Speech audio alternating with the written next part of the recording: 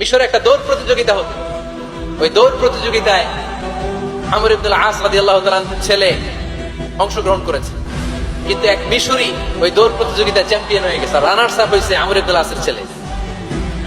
এবার মিশরি ফার্স্ট আর গভর্নরের ছেলে সেকেন্ড। রাগের চোটে আমর ইবনুল আসের ছেলে ওই মিশরির মাথার মধ্যে কয়েকটা বাড়ি মেরেছে। মিশরি বলে, আমার মাল্লা কেন, তুমি খেলাই পারো না, আমার মাল্লা কেন? আনা ইবনুল আকরামিন, আমি গভর্নরের পোলা, আমি যা বলবো এটাই হবে, আমার উপরে কথা নাই। মিশরি ওইখানে আর ঝগড়া বাঁধায় নাই, মনে দুঃখ নিয়ে মদিনায় চলে আসলেন। এসে বললেন, আমিরুল মুমিনিন, আপনি আমর ইবনুল আস রাদিয়াল্লাহু তাআলা আনহুকে মিশরের গভর্নর বানিয়ে পাঠিয়েছেন। একটা প্রতিযোগিতায় আমি চ্যাম্পিয়ন হয়েছি, ওনার ছেলে হয়েছে রানার আপ। কেন সে চ্যাম্পিয়ন হতে পারে নাই? এই কারণে আমার মাথায় লাঠি দিয়ে 3টা বাড়ি মেরেছে।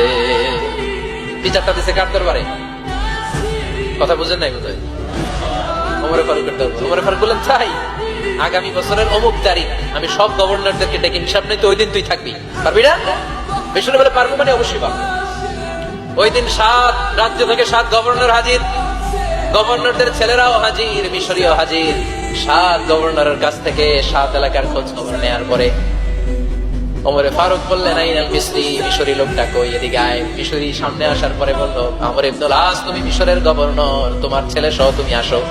আমর ইবনুল আস এসে সামনে বসে রইলেন। এবার বললেন, ও আমর ইবনুল আসের ছেলে, তুমি নাকি ইবনুল আকরামিন গভর্নরের ছেলে, তুমি যা বলবা মিশরে নাকি তাই হবে, তোমার নাকি অনেক দাপট। নিজে একটা লাঠি এনে মিশরীর হাতে দিয়ে বলবে, এবার তোর মাথায় যতটা মারছে তুই ততটা গুনে গুনে মার, আমি দেখবো।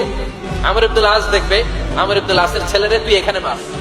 সে বলতেছে, থাক, আপনি বলছেন এতেই যথেষ্ট, মারা লাগবে না, আমি মাফ করে দিলাম। ওমরে ফারুক বলল, খবরদার, মার, মার ওর মাথার মধ্যে। মিশরি ওমরে ফারুকের ধমক শুনে ভয়ে ভয়ে 3টা বাড়ি মারলো। এই বাড়ি মারা দেখো ওমরে ফারুকের হৃদয় ঠান্ডা হয় নাই।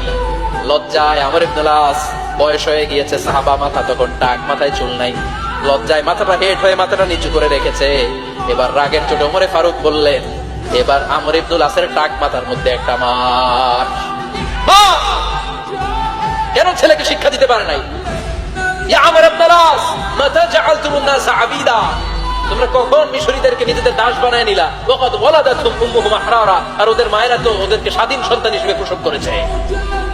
মানুষদের উপর ক্ষমতাগিরি করার জন্য গভর্নর পাঠাই নাই। খবরদার, জনগণ, তাদেরকে দেখভাল করার জন্য তোমাদেরকে পাঠানো হয়েছে, তাদের উপর কোন অত্যাচার করার জন্য নয়। চিল্লায় বলেন ঠিক কিনা? এরকম নেতা কয়টা লাগবে? কয়টা? ওই নেতার নাম কি? ওমর।